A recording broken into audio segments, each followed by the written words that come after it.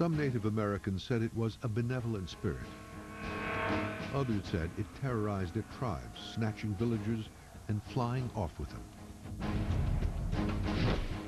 This man drew a picture of what he saw.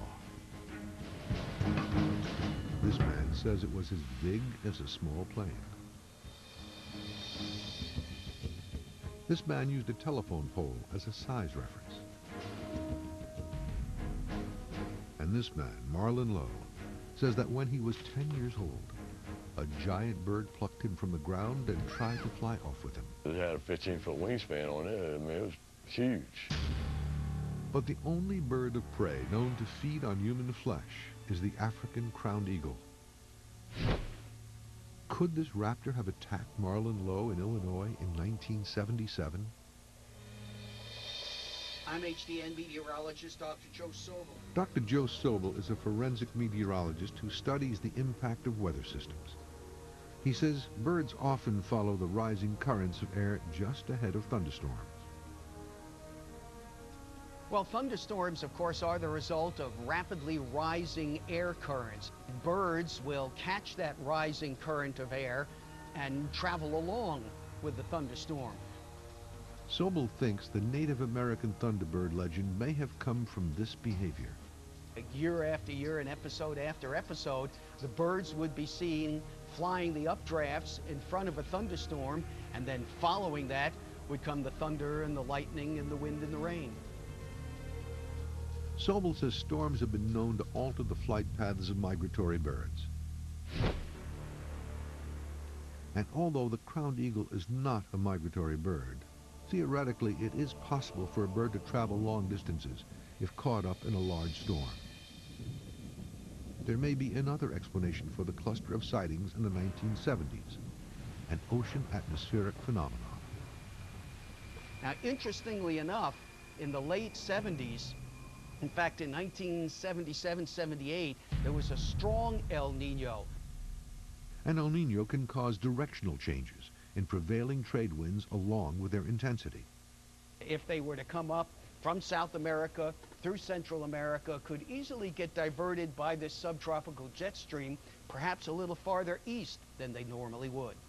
Even so, the geographic obstacles presented by a transcontinental trip make such a journey unlikely, even for a powerful African crowned eagle. And according to Scott McGraw, even if that bird did manage to find itself in Illinois, it's extremely unlikely that Marlon Lowe was snatched up by one. The eagle tends to rip the limbs off what's left of the monkey and sort of cache pieces up in the trees and take pieces, drumsticks if you will, back to the nest sort of piecemeal. So this notion of a large raptor sort of carrying an intact primate, a heavy primate, back to the nest simply isn't true. According to experts, eagles can only carry about half their body weight.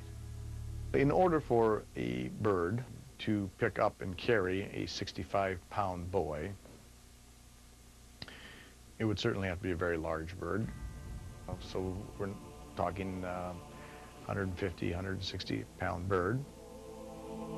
According to Marlon Lowe's description, that is what he saw, a massive bird the size of a man with at least a 15-foot wingspan.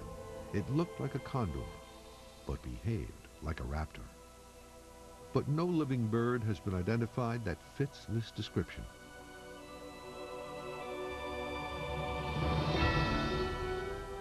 Is there a remote corner of the world that could harbor a giant bird with a 15 to 20-foot wingspan? And if a giant species does exist, could it remain undetected? They depend upon moving around. They depend upon being aerial. They would be seen and having to expose themselves to being seen. Otherwise, they wouldn't be a bird of prey. They have to go out and find things. In fact, previously unknown species are discovered all the time. In 2002, several new primate species were discovered in the Amazon rainforest. And in 2004, a new bird species was discovered on one of the Philippine Islands. Also, experts concede that however unlikely, it is possible that a single freak aberration of a known species may exist somewhere.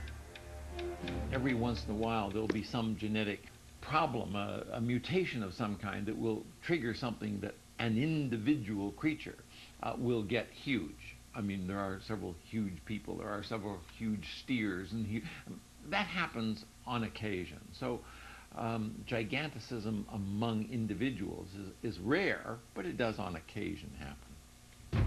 So, what happened to Marlon Lowe? The odds are against the existence of a previously unknown species or a single freak of nature. Instead, the most likely explanation is that Lowe was knocked off his feet by a known bird, probably a large raptor. 70 pounds is far past the carrying capacity of any North American bird. That does not mean it couldn't jump and move an object that was 40 or 50 pounds. Many a bird could move an object that is 40 or 50 pounds. Doesn't mean it can lift it, however. Up close, a raptor's 5 to 7 foot wingspan, combined with grabbing talons, would have been powerful and frightening.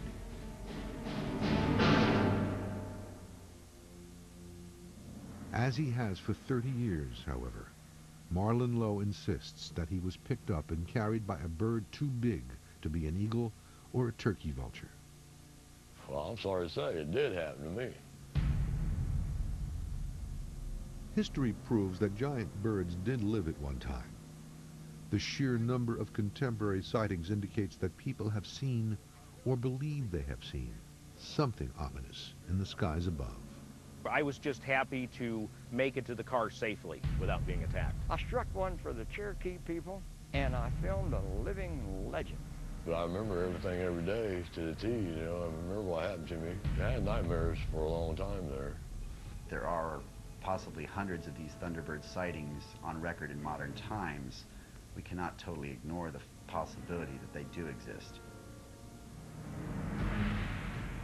But at this time, science does not support the probability that giant birds exist in the modern world.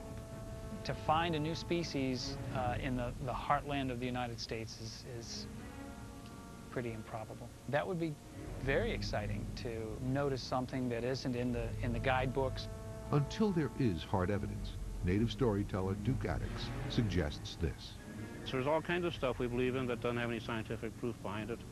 Why not monsters? Why not thunderbirds? Why not the incredible?